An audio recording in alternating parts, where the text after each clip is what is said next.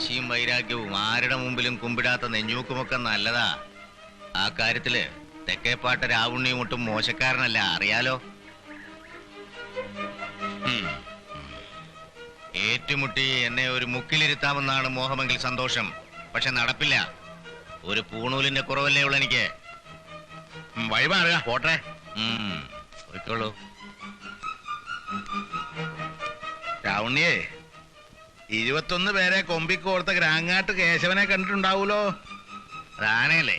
ആ കൊലകൊമ്പനെ പേടിച്ചിട്ടില്ല ഞാൻ. എന്നിട്ടിപ്പോ ആനപ്പിണ്ടിയെ പേടിക്കണോ? വേണോ?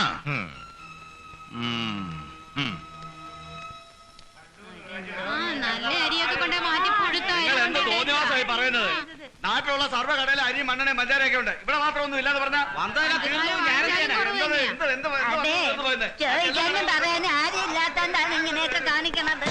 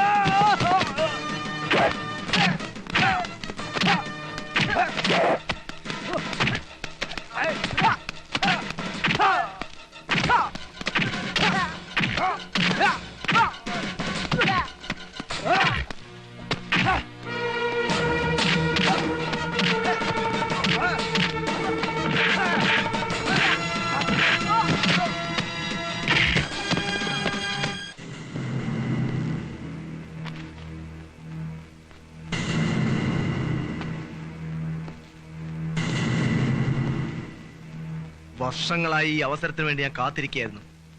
എന്റെ പെങ്ങളെ നീ കൊന്നു. നിന്നെ ഞാൻ ഇഞ്ചിഞ്ചായിട്ട് കൊല്ലും. രാജാ, ഞാനല്ല ശ്രീദേവിയെ കൊന്നത്. ഞാനല്ല. നീ ഒന്നും പറയണ്ട, പറഞ്ഞൊക്കെ മതി. ഞാനല്ല ശ്രീദേവിയെ കൊന്നത്. ഞാനല്ല.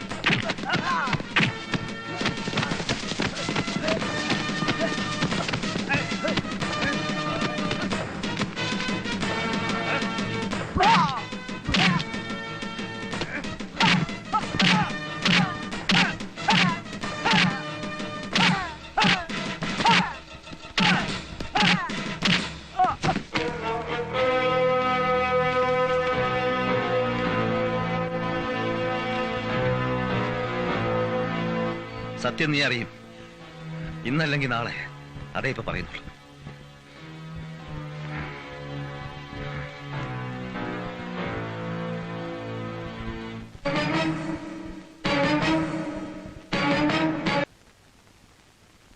ദേവേട്ടാ, എത്ര കാലം അമ്പലത്തിലെ ഉണക്കച്ചോറും ഇവിടുത്തെ കിടപ്പും? കുറച്ചാലും ഇങ്ങനെയും പോട്ടെ. ഒറ്റയ്ക്ക് ചതുരംഗം കളിച്ച് കളിച്ച് അവനവനോട് തോൽക്കുകയും ജയിക്കുകയും ചെയ്യുന്ന നാരായണപ്പൻ, ചെപ്പും പന്തും മായാജാലവുമായി ഊരു ചുറ്റി വല്ലപ്പോഴും ഇല്ലത്തു വന്ന് കയറുന്ന കുഞ്ഞപ്പൻ, കരയാതിരിക്കാൻ വേണ്ടി മാത്രം ഇടയ്ക്കൊന്ന് ചിരിക്കുന്ന പാവ അച്ഛൻ. നിഷേധയായി വളരുന്ന അപ്പു, മൂടിക്കെട്ടിയ മനസ്സുമായി ഞാനും. ഇപ്പൊ മനസ്സിലായില്ലേ ഇല്ലത്തെല്ലാവർക്കും സുഖാണെന്ന്? മച്ചിനകത്ത് ഭഗവതിക്കെട്ടിൽ മാത്രമാണ് ഇപ്പൊ അല്പം വെളിച്ചം. മറ്റെല്ലായിടത്തും ഇരുട്ടാണ്.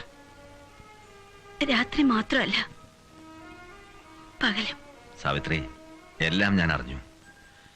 എന്നാലും സാവിത്രിക്ക് ഇങ്ങനൊരു അവസ്ഥ വന്നൂല്ലോ എന്ന് ആലോചിക്കുന്നു. അതിരിക്കട്ടെ, ദേവേട്ടനെ അച്ഛൻ ചോദിച്ചു. ഇല്ലത്ത് കയറാണ്ട് എത്ര കാലായി ഉണക്കച്ചോറും ഊട്ടുപുരയായിട്ട് ഇവിടെ കഴിയ?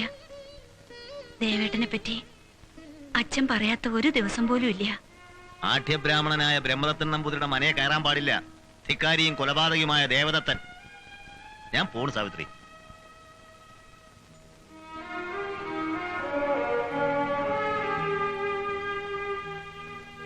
എന്റെ ഈശ്വരന്മാരെ, ഇങ്ങനെയുണ്ടോ ഒരു ടെസ്റ്റ്? ആർക്കും ഉത്തരം എഴുതാൻ പറ്റാത്ത കുറെ ചോദ്യങ്ങള്. ആർക്കും ഉത്തരം എഴുതാൻ പറ്റാത്തൊന്നും പറയണ്ട. ശ്രീദേവി നന്നായിട്ട് എഴുതിയല്ലോ. നന്നായിട്ട് എഴുതണമെങ്കിൽ നന്നായിട്ട് പഠിക്കണം.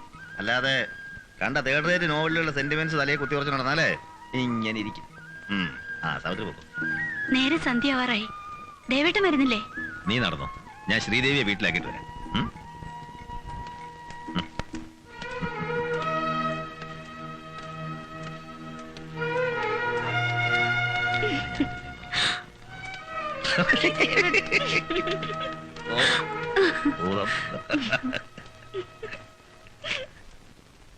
കൂടെ ചെല്ലാൻ പറഞ്ഞ സാവിത്രിക്ക് ഒരു തുണയാവട്ടെ എന്ന് കരുതിയാ. അതിന് സമയവും സമ്മതവും ഇല്ലെങ്കിൽ വേണ്ട. വെറുതെ ആളുകളെ കൊണ്ട് ഓരോന്ന് പറയിക്കാൻ അത് ഇതൊക്കെ കാട്ടിക്കൂട്ടണോ? കണ്ണി കണ്ടവരൊക്കെ എഴുന്നള്ളിച്ചുകൊണ്ടാക്കുക. എന്താ ഇതിന്റെയൊക്കെ അർത്ഥം? രണ്ടും കൽപ്പിച്ചിറങ്ങി തിരിച്ചിരിക്കുകയാണെ അതങ്ങനെ തുറന്നു പറയാ. ഞാൻ ആരെയും കെട്ടി എഴുന്നള്ളിച്ചിട്ടൊന്നുമില്ല. എനിക്ക് ഇഷ്ടപ്പെട്ട കുട്ടിയെ തന്നെ ഞാൻ കൊണ്ടു നടക്കണേ. മാപ്പർഹിക്കാത്ത തെറ്റാണതെന്ന് എനിക്ക് തോന്നിയിട്ടില്ല. ശ്രീദേവി താഴ്ന്ന ജാതിക്കാരി ആയതുകൊണ്ടായിരിക്കും ഇത്ര വാശി. ജാതി ഒന്നും എനിക്ക് പ്രശ്നമില്ല. എങ്കിൽ പിന്നെ സ്വാർത്ഥതയായിരിക്കും. അതെ, എന്റെ മോടെ കാര്യ. സ്വന്തം മകൾക്കൊരു നല്ല ജീവിതം കിട്ടണമെന്ന് ആഗ്രഹിക്കുന്ന ഏതൊരച്ഛനും അങ്ങനെയാണ്. എന്തായാലും ഞങ്ങൾ ഒരുമിച്ച് ജീവിക്കാൻ തീരുമാനിച്ചു. വിരോധമില്ല. വേറെ എവിടെ അച്ഛാ പോയി ജീവിച്ചോളൂ. അതിനെന്താ, തന്റെ ഭാഗപ്രകാരം വെച്ചാ തരാം. ഇനി തന്റെ സ്ഥാനം പടിക്ക് പുറത്താ.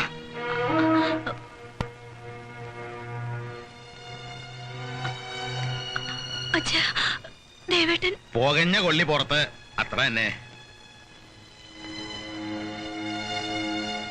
ദേവേട്ട, അച്ഛൻ പറഞ്ഞ കാര്യാക്കണ്ട. ശ്രീദേവിയും കൂട്ടിയിട്ട് ദേവേട്ടൻ ഇവിടെ വന്ന് താമസിക്കണം. അച്ഛന്റെ ദേഷ്യമൊക്കെ മാറും. വേദാന്തിയും ജ്ഞാനിയും ആണല്ലോ. പക്ഷെ സ്വന്തം കാര്യം വന്നപ്പോ അണ്ടിയോട് അടുക്കം മാറിയാ മാങ്ങയുടെ പുളി എന്ന് പറയുന്നത് വെറുതെ അല്ല. നീ ഈ കൈ കിടന്നല്ലേ വളർന്നത്. നിന്നെ എനിക്ക് അമ്മുവായിട്ടേ കാണാൻ കഴിയൂ. സാവിത്രി, സാവിത്രി, എന്താ കാണാത്ത പോലെ പോണേ? ഏയ്, അങ്ങനെയൊന്നുമില്ല. ഞാൻ കണ്ടില്ല. ആ, അത് വെറുതെ. സത്യത്തില് എന്നെ ഒഴിവാക്കി പോവല്ലായിരുന്നോ? ശ്രീദേവിക്ക് തോന്നിയതാ. ഞാൻ പോട്ടെ. പോയിട്ട് ഇത്തിരി തിരക്കുണ്ട്. ആ സാവിത്രി, സ്വപ്നങ്ങളെ പറ്റി സാവിത്രി പണ്ട് എഴുതിയ ഒരു കവിതയെക്കുറിച്ച് ദേവേട്ടൻ ഇന്നാൾ ഒരു ദിവസം പറഞ്ഞു. നല്ല കവിതയാണത്രേ. ഒരു പൂ വിടരുന്ന പോലെയാണ് സാവിത്രിയുടെ ഭാവന. ചില ഈരടികൾ എന്നെ ചൊല്ലിക്കേൽപ്പിച്ചു. അതുപോലൊരു വരി എഴുതാൻ എന്നെ കൊണ്ടാവില്ല. ഇപ്പൊ ഒന്നും എഴുതാറില്ലേ? ഇപ്പൊ എഴുതുന്നത് വിടർന്ന പൂവിനെ പറ്റിയല്ല, വീണപ്പൂവിനെ പറ്റിയാണെന്ന് ദേവേട്ടനോട് പറഞ്ഞേക്കോ. സന്തോഷാവും അത് കേൾക്കുമ്പോ.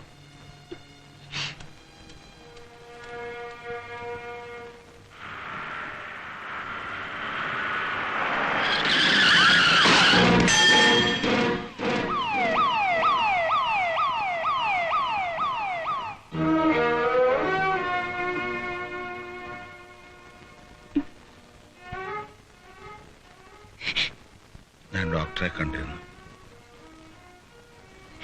എല്ലാം നേരെയാകും. മോള് വിഷമിക്കണ്ട.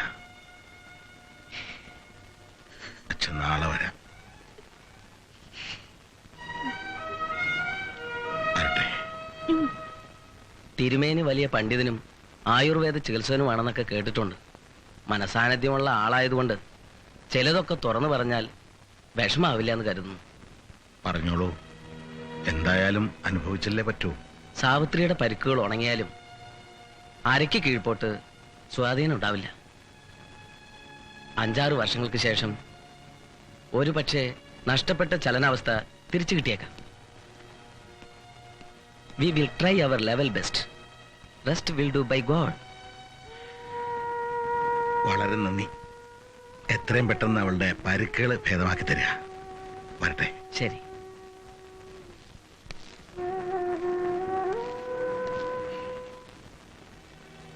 സാവിത്രി,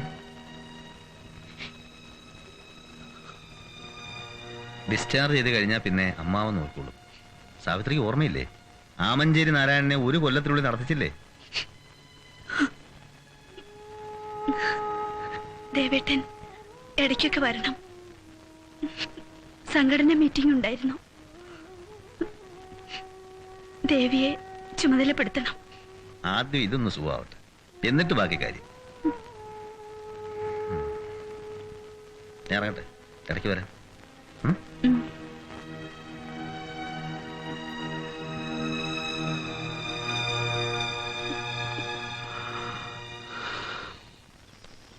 ആ രാജനല്ലേ? വളരെ മുമ്പ് ഞാൻ രാജനെ കണ്ടിട്ടുണ്ട്. ബോംബെയിൽ നിന്ന് 2 ദിവസം മുമ്പ് വന്നു അല്ലേ പകരം ചോദിക്കാൻ? Good, very good. ഇന്നലത്തെ പ്രകടനത്തെ കുറിച്ച് അറിഞ്ഞു. ഉഗ്രൻ. നിങ്ങളെ കുറിച്ച് ഞാനും കേട്ടിട്ടുണ്ട്. നിങ്ങളുടെ ബന്ധുവല്ലേ ആ റാസ്കൽ ദേവദത്തൻ? ഇത്തരം കൊലപാതകികളും തെമ്മാടികളും എന്റെ ബന്ധുത്വം പറഞ്ഞ് നടക്കാൻ ഞാനത്ര നിസാരനല്ല. അവനെ വകവരുത്തണം.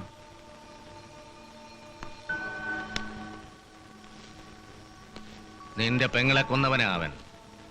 നിന്റെ പെങ്ങളെന്ന് വെച്ചാ എന്റെയും കൂടി പെങ്ങളാ. ശ്രീദേവി ഞാൻ എൻ്റെ കണ്ണിലെ കൃഷ്ണമണി പോലെയാണ് കരുതിയിരുന്നത്. അവളോടും അവനോടും ഞാൻ ഒരുപാട് ഉപദേശിച്ചിരുന്നു. എന്തോ ആലോചിക്കും തോറും എനിക്ക് പേടി കൂടിക്കൂടി വരിക. ഒരു മനസമാധാനമില്ല. എല്ലാം കൂടി എവിടെ ചെന്ന് എത്തുവോ ആവോ. എന്റെ ശ്രീദേവി, ഇതിലിപ്പോ എന്താ എത്ര പേടിക്കാവുള്ളത്? നിന്നെ എനിക്കും എന്നെ നിനക്കും ഇഷ്ടമാണ്. നമ്മൾ ഒരുമിച്ച് ജീവിക്കാൻ പോകുന്നു, അത്രയല്ലേ ഉള്ളൂ. ദേവേട്ടൻ അറിയാലോ എന്റെ ആഗ്രഹം അത് തന്നെയാണെന്ന്. പക്ഷേ വരുംവരായികളെ കുറിച്ച് എപ്പോഴെങ്കിലും ഒന്ന് ചിന്തിച്ചു നോക്കിയിട്ടുണ്ടോ? ദേ ശ്രീകുട്ടി, ഒരു കാര്യം ഞാൻ പറഞ്ഞേക്കാം. മനസ്സിന് ഉറപ്പില്ലെങ്കിൽ നീയും ഞാനും പിന്നീട് ഒരുപാട് വിഷമിക്കേണ്ടി വരും. കുട്ടിക്കളിയല്ല ദേവേട്ട. ആട്ടിത്വവും ആഭിജാത്യവും ഒക്കെ ഉള്ള ഇല്ലത്ത് ജനിച്ചതാ ദേവേട്ടൻ. ബുദ്ധിയും വൈഫും ഉള്ള ദേവേട്ടനെ ഞാൻ തട്ടിയെടുത്തു എന്നേ നാട്ടുകാർ പറയും. എന്തിന്? സാവിത്രി പോലും.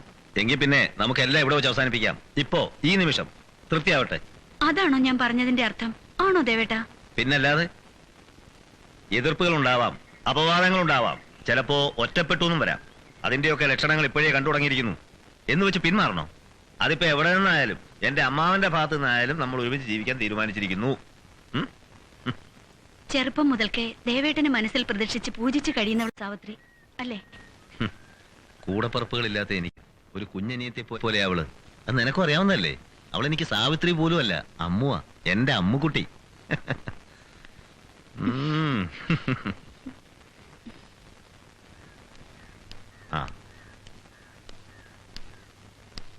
ദേവം വന്നിട്ട് വളരെ നേരമായോ? കുറച്ചു നേരമായി. ഞാൻ വരട്ടെ. ഒരു കാര്യം പറയണമെന്നുണ്ടായിരുന്നു. വളരെ നാളായി വിചാരിക്കുക. എന്തായാലും പറഞ്ഞോളൂ. നമ്മൾ തമ്മിലുള്ള സ്നേഹബന്ധം, പിന്നെ നിങ്ങൾ തമ്മിലുള്ള അടുപ്പം, അവൾക്ക് ഇഷ്ടപ്പെട്ട ആള് അവളുടെ കഴുത്തിൽ താലിയാത്തുന്നതിൽ എനിക്ക് സന്തോഷമുള്ളൂ. പക്ഷെ അതുകൊണ്ട് നാളെ അവളെ ദുഃഖിക്കാനായിട്ട് വരരുത്. മനസ്സിലായി. പക്ഷെ അങ്ങനൊരു അവസ്ഥ വരില്ല. ഞാനതിന് ഇട കൊടുക്കില്ല. ആ ധൈര്യം നല്ലത്. പക്ഷേ നാട്ടുനടപ്പ്, സാഹചര്യം, ഇതൊക്കെ നമ്മൾ മാത്രം വിചാരിച്ചാൽ അത്ര പെട്ടെന്ന് ഇല്ലാതാക്കാൻ പറ്റും. പ്രതിബന്ധങ്ങൾ ഉണ്ടാവില്ല എന്ന് വിശ്വസിക്കുക. അഥവാ ഉണ്ടായാൽ രണ്ടും കൽപ്പിച്ച് നേരിടുക. അതാ എന്റെ രീതി. അറിയാം, അത് തന്നെയാണ് എൻ്റെ ഭയവും. മറ്റെന്തും ഞാൻ സഹിക്കാം. പക്ഷേ എൻ്റെ ശ്രീകുട്ടിയുടെ കണ്ണ് നിറയുന്നത് എനിക്ക് സഹിക്കാനാവില്ല. ശ്രീകുട്ടി. എന്താ ഏട്ടാ? ഏട്ടന് കാപ്പി? ഇപ്പൊ വേണ്ട. ഏട്ടന് നിന്നോട് ചില കാര്യങ്ങൾ തുറന്നു പറയാനുണ്ട്. ഇപ്പൊ തന്നെ വൈകിയോന്ന് സംശയം. ഏട്ടൻ നിന്നെ മനസ്സിലാക്കുന്നില്ല എന്നാവും ഇപ്പൊ നിന്റെ വിചാരം. ഞാൻ എന്തെങ്കിലും തെറ്റ് ചെയ്തു എന്ന് ഏട്ടൻ വിശ്വസിക്കുന്നുണ്ടോ? വീണ്ടും വിചാരമില്ലാതെ ഞാൻ ഒരു കാര്യവും ചെയ്യില്ല. നീ തെറ്റ് ചെയ്തെന്ന് ഞാൻ പറയില്ല. വീണ്ടും വിചാരമില്ലാതെ എന്റെ അനിയത്തി ഒന്നും ചെയ്യില്ലെന്ന് എനിക്കറിയാം. ശരിയാണ്. പക്ഷേ ഈ വിവാഹം കഴിഞ്ഞാൽ ദേവദത്തന്റെ സ്ഥാനം ആ ഇല്ലത്തിന് പടിക്ക് പുറത്തായിരിക്കും. അയാളുടെ ഭാര്യയായി ചെല്ലുന്ന നിന്റെ സ്ഥാനം ഒരപ്പരയിലായിരിക്കും. മനസ്സിലായോ? ഞാൻ എന്താ വേണ്ടത് ഏട്ടാ? എനിക്കൊരെത്തും പിടിയും കിട്ടുന്നില്ല. ശ്രീകുട്ടി, എല്ലാം മറക്കണമെന്ന് പറയാൻ ഈ ഏട്ടനാവില്ല. എന്നാ ശരി, എല്ലാം നിന്റെ ഇഷ്ടം പോലെ ആവട്ടെ എന്ന് പറയാൻ ഈ ഏട്ടനാവില്ല. കരയണ്ട.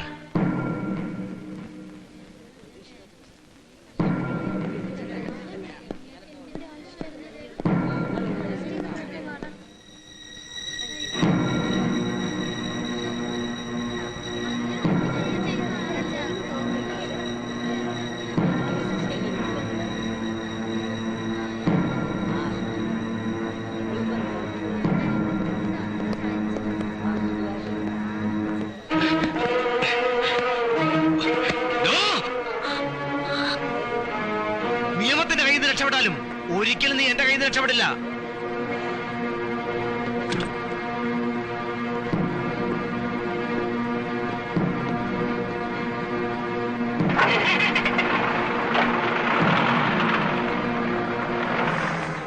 എന്റെ പെങ്ങൾക്ക് അവനെ തന്നെ വേണം. അവളുടെ ഇഷ്ടം പോലെ നടക്കട്ടെ എന്ന് ഞാനും കരുതി. കൊല്ലപ്പെട്ടതിന്റെ പിറ്റേ ദിവസം വീട് വിട്ടിറങ്ങിയതാ ഞാൻ. കഴിഞ്ഞതിനെ കുറിച്ചൊന്നും ഓർത്തിട്ട് കാര്യമില്ല. ഇനി രാജൻ ഒറ്റയ്ക്കല്ല, നമ്മൾ ഒരുമിച്ചാ. എന്റെ കൂടെ നിന്നാൽ നിനക്ക് ലക്ഷ്യം നിറവേറ്റാം. വാ വാ, കേറ്.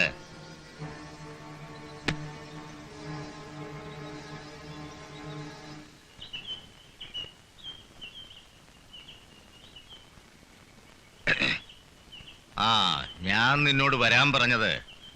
വാ, ഇരിക്കെ പറയാം. എനിക്ക് ഇയാളോടൊരു കാര്യം പറയാനുണ്ട്. 5 മിനിറ്റ്സ്. രജിസ്ട്രേഷൻ കഴിഞ്ഞു? കഴിഞ്ഞു. ഗുഹ പൊളിക്കുന്നതിന് മുമ്പ് ആ ഭൂമി നീ എന്റെ പേർക്ക് തീരെഴുതി തരണം. അതിന്റെ വില തരാം. അത് എപ്പോഴാ വേണ്ടതെന്ന് വെച്ചാ പറഞ്ഞോ. ആ. നമുക്ക് എപ്പോഴാ നിധി കുഴിച്ചെടുക്കേണ്ടത്? എത്രയും പെട്ടെന്ന് കാര്യങ്ങൾ അങ്ങോട്ട് നടന്ന എനിക്കും കത്രീനിക്കും കൂടി ഒന്ന് വിലസാലോ എന്ന് വെച്ചിട്ടാ. ടോമേ, നീ ധൃതി പിടിക്കാതിരിക്കെ. എല്ലാം ഞാൻ ഏറ്റു. നിധി പൊളിക്കാനായി ഞാൻ വിട്ടുതരുന്ന ആളുകളുമായി വെളുപ്പിനെ പോകാവൂ. ആൾ സഞ്ചാരം തുടങ്ങിക്കഴിഞ്ഞാൽ പിന്നെ പറ്റില്ല. നിധി കിട്ടിയെന്ന് ആളുകൾ അറിഞ്ഞാൽ സർക്കാരിലേക്ക് കണ്ടുകിട്ടും. എന്റെ വിശ്വസ്തരായ ആളുകൾ നിന്നെ വന്ന് കാണും. അതുപോലെ പ്രവർത്തിച്ചോളൂ. എന്നാ ആളെ വിടാൻ അധിക ദിവസം വൈകണ്ടാട്ടോ. ഞാൻ പറഞ്ഞില്ലേ, പിന്നെ തനിക്കെന്തിനാ ഇത്ര അങ്കലാപ്പ്? ചെല്ലേ.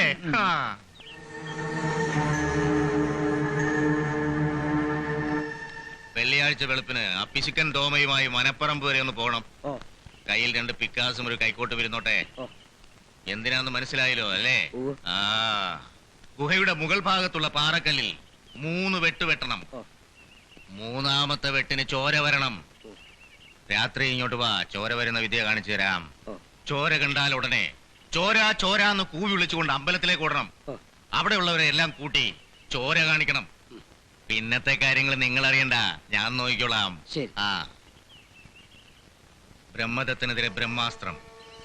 ഇത് തടുക്കാൻ ബ്രഹ്മദത്തനല്ല, സാക്ഷാൽ ദേവേന്ദ്രന് പോലും സാധിക്കില്ല. വലിയ ഒച്ചും ബഹളമില്ലാണ്ട് സംഭവം നടത്തണം കേട്ടോ. വെട്ടിക്കോ. നിക്ക് നിക്ക്.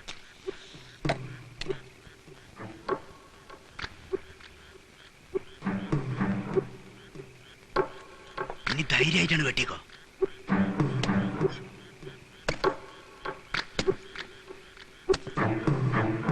പതുക്കെ പതുക്കെ.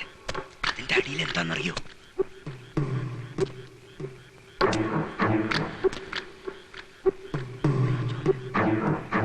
ചോര.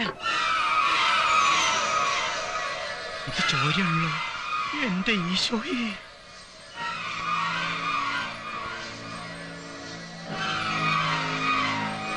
അമ്മേ ഭഗവതി. ദൈവമേ. വടാ.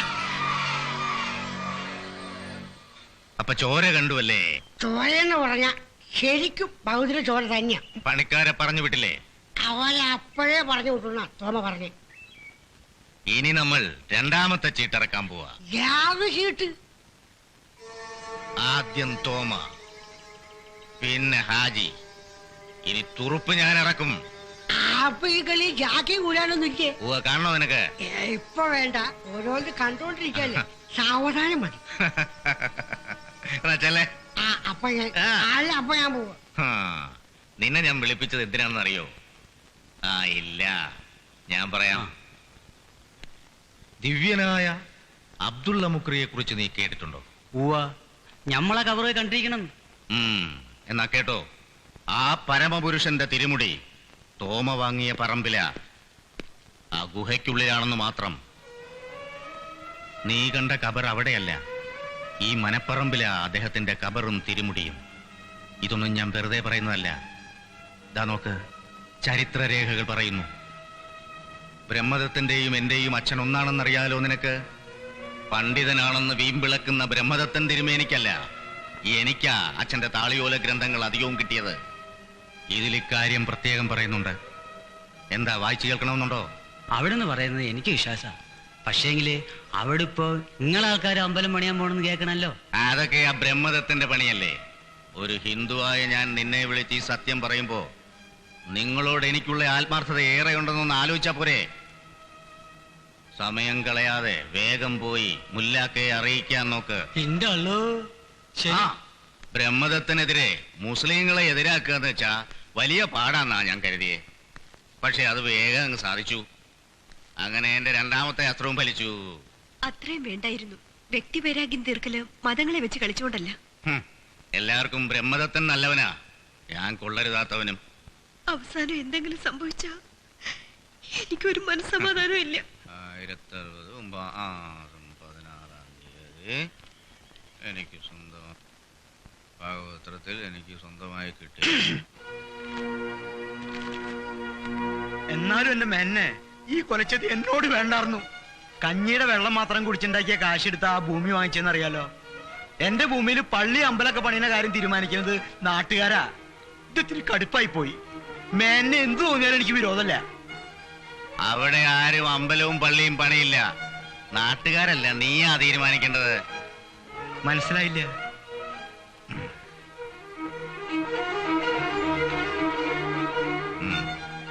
ഇങ്ങോട്ട് അടുത്തു വാ, അതിനുള്ള വിദ്യ പറഞ്ഞു തരാം. തർക്കഭൂമി പള്ളിക്ക് കിട്ടുകയാണെങ്കിൽ പള്ളിക്കാരുടെ ഇന്ന് വാങ്ങിക്കുന്ന കാര്യം നീ ഏറ്റോ. പള്ളിക്ക് കിട്ടുമോ? എന്നാ ഞാൻ അത് വാങ്ങിക്കോളാം. എന്നാ തോമാസ് ലീഹ ഭാരതത്തിൽ വന്നപ്പോ ആദ്യമായി സ്ഥാപിച്ച കുരിശ് അതിനുള്ളില്ല. ഹൈ, തോമാസ് ലീഗ അങ്ങനെ ഒരു കുരിശ് സ്ഥാപിച്ചിട്ടുണ്ടോ? ഇതിപ്പോ എങ്ങനെ കിട്ടിയെന്നായിരിക്കും നിന്റെ വിചാരം. എന്നാ കേട്ടോ, ഇന്ന് വെളുപ്പിന് ഞാൻ എന്റെ അച്ഛനെ സ്വപ്നം കണ്ടു. അച്ഛൻ പറയാ, രാവുണ്ണി, നിനക്ക് ഞാൻ തന്ന താളിയോല ഗ്രന്ഥങ്ങളിൽ പറഞ്ഞിട്ടുണ്ടല്ലോ തോമാസ് ലീഹ കുരിശ് സ്ഥാപിച്ച കാര്യം.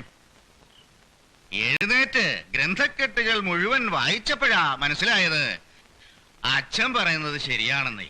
വേണമെങ്കിൽ ഈ ഗ്രന്ഥക്കെട്ടുകൾ നോക്കിക്കോളൂ. ഏയ്, മേനോൻ പറഞ്ഞ എനിക്ക് വിശ്വാസല്ലേ. എന്നാ ഇന്ന് തന്നെ പള്ളിയിൽ പോയി അച്ഛനെ കണ്ടിട്ട് തന്നെ കാര്യം. വെടിക്കെട്ട് തുടങ്ങി. ഇക്കണക്കിന് കലാശക്കൊട്ട് ഗംഭീരമാവും.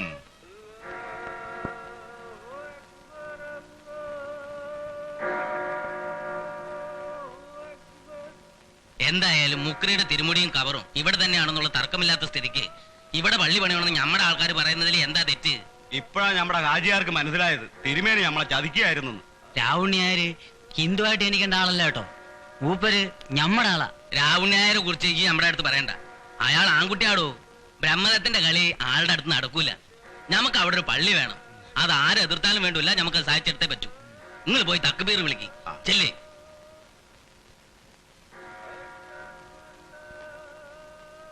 बोलो तकबीर, अल्लाहू अकबर, बोलो तकबीर, अल्लाहू अकबर, बोलो तकबीर, अल्लाहू अकबर.